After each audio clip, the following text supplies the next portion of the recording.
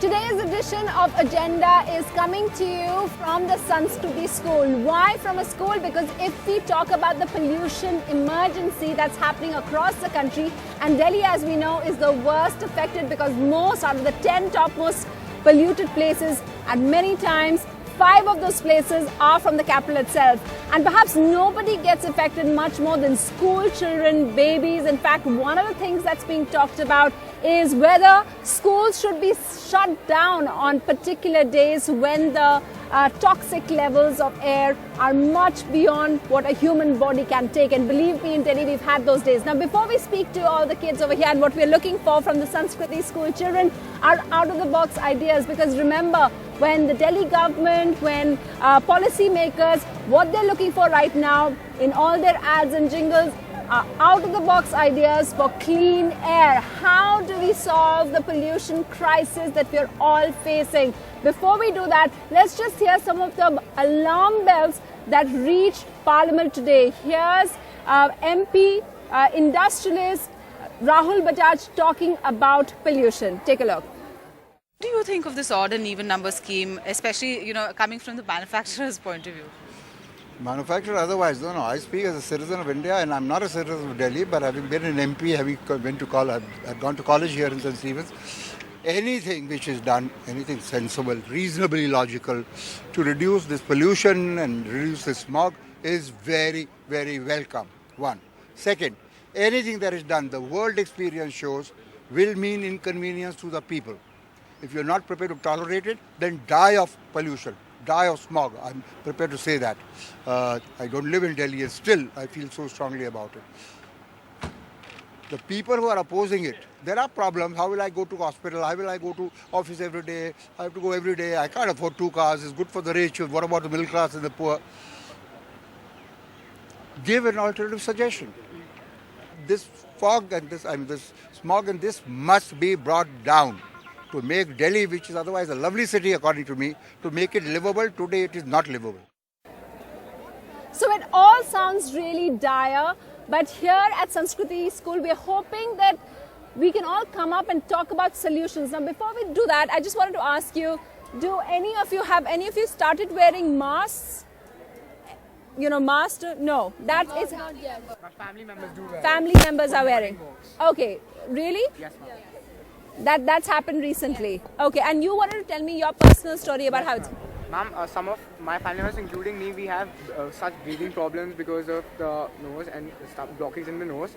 So when family members go out for night walks or morning walks, they usually face the problem of pollution, and sometimes they have to wear masks. And in the past few days, I've seen that they have stopped going outside and they're just doing the walk inside the house in the veranda. Inside the house? In the verandas. And that's not enough, right? Yes, that's not enough. And the park usually these days, the fog is there's so much smog, and you can actually sometimes smell some plasticky. There's a plasticky smell in the air, and you get really blocked nose, and you can't just walk there. You wanted to tell me something as well? Yeah, well, I mean, normally I have a dust allergy. So when the seasons change, there's a lot of dust in the air, so I carry an inhaler. But now, lately, I've been carrying an inhaler everywhere, all the time, and even every time I'm outside, I feel that there is something in the air that's blocking breathing. And what does your doctor tell you to do? What's the advice that you get from? There is nothing. If I feel breathless, then I need to use it. But the thing is, it's not really breathless, but you can feel that it's uncomfortable. There is something in the air that's making it hard to breathe. So it takes more energy to breathe now, and I get tired more easily because there is more pollution in the air. When one looks at at any kind of parental or any kind of discussion board on this, what they see immediately are people's stories of how children, how infants are on nebulizers. You all are a little older, so you don't have that problem. You wanted to tell me your story as well? Yes, ma'am. Actually, a few days ago, when my mother was meditating in her room, she came and told me that she was having difficulty breathing. First, we thought that there was generally the mattress was dirty or something like that. But then we actually realized that the air coming in from outside was actually really dirty, and it has dust, and it was actually smog. So it was a huge concern because, right now, any slight warning could result in a huge issue later on in our lives, right? Yeah. So my parents actually decided to get a air filter, and we're looking at other options. And Okay, so air filters, everyone's talking about some of the options, whether to get an air filters or not, to have particular plants. I know that NGOs are looking at particular plants which you should have over here. Ava Sehgal is here, she's the principal.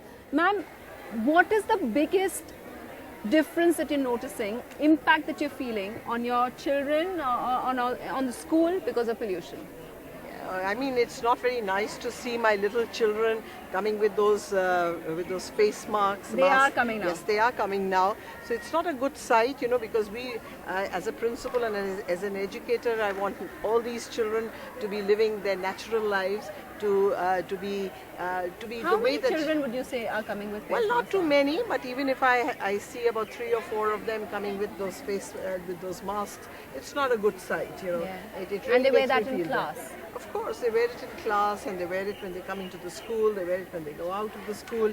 I Perhaps feel this- that it's a restricting thing. This is perhaps one of the most visible things that are changing in Delhi. I don't think when I went to school, it would have ever been like that. What else, ma'am? In so many years of my career as an educationist, never I've seen that. never seen This is the that first anything. year that's happening. The first time. I've seen it only when for medical reasons a child has to wear it.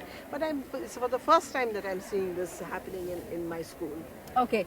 Now, the other thing which everyone's talking about, ma'am, is that when places like, Beijing had the red alert earlier, and they had earlier this week, and they put in the odd and even numbering system in any case. What is shocking is the news today that Beijing perhaps has more cleaner days than New Delhi does. So that is as bad as it's got. Now, one of the things that is being talked about, which the Chief Justice of India and Supreme Court threw up immediately, is should we then have advisories of shutting down schools? What did you think of that when you heard it? That again pained me terribly, because we want these children to be in school, and we want them to go through that learning experience and not be in their homes, especially during times when they are doing so many activities in the school. So it's not a nice thing at all. For an educationist, it's never nice to hear that the school is shutting down because of these reasons. Yeah. So it's a very painful thing for any educationist. But is it practical, ma'am? It's not even practical, because I can say that these children will not be sitting at home with their air purifiers on. Yeah. They will want to go out. They will want to play their football. They would want to travel to various places. You know, we can't confine these children, and why are we? And which would essentially mean that we are really restricting their childhood. And so that's something. No, I'm going to ask you about restricting childhood, but I just wanted to get some opinion in about the shutting school down for bad air days. Who thinks it's not a good idea, or is a good idea? Is the need of the hour? Yeah, go ahead.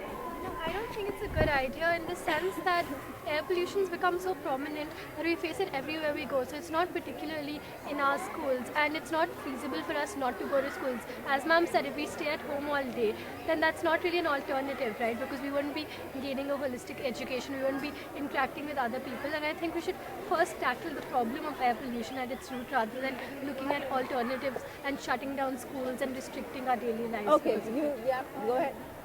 Also, another problem which is quite prominent in Delhi is not only outdoors pollution but also indoors pollution. The fact is that the particles are also seeping inside, and it's as inside a room, it's as dangerous as staying outside. So there's honestly no point of shutting down the school, because it's affecting the school inside the rooms as well. Yes, because I think the question really is, what does one do if you can't be, if indoors there are, there's a pollution problem and everyone has filters installed. Today I got to know that our office has a filter as well, and it's not showing very healthy levels of. So where do you really have clean air? I just wanted to know one other thing, the whole odd even formula. Any thoughts on that? Because go ahead. So I think it's a brilliant idea. It's something we can obviously try out. And I also read in the paper today that apparently they're going to exempt women which I think is wrong. I mean, if you're, because if you're going to enforce a rule, it should be for everyone. Yeah, we all need to work on it. It's not just the responsibility of the men of Delhi to take over something. Everyone together has to work on it. That's a fresh perspective indeed. Yeah, you wanted to say, go ahead. Yeah, I feel that it's quite a good idea, but I don't think it's always feasible. What if somebody has an emergency? Should they wait for so long to wait for a metro? What if they have to go to the hospital? Do they wait for it? They wait to get to the metro, then they go to the hospital, get down to it, and take an auto rickshaw or something. So it's not always feasible. It should be like, there should be a way in which people are exempted in such situations instead of just it being like odd and even. So if you're not there, you have to pay a... Well, I think they haven't really worked everything out, because they are saying that they are going to work things out and give an example that in certain cases like emergencies, they will have a way out. But we don't know exactly what that is just yet. I think we'll take a short break. When we come back, just some out-of-the-box solutions, because these are young people. They always think differently, because Delhi government has now asked even universities abroad to come up and tie up with them to come up with out-of-the-box solutions. Do these children have some better ideas? We'll talk about that in just a bit. Stay with us.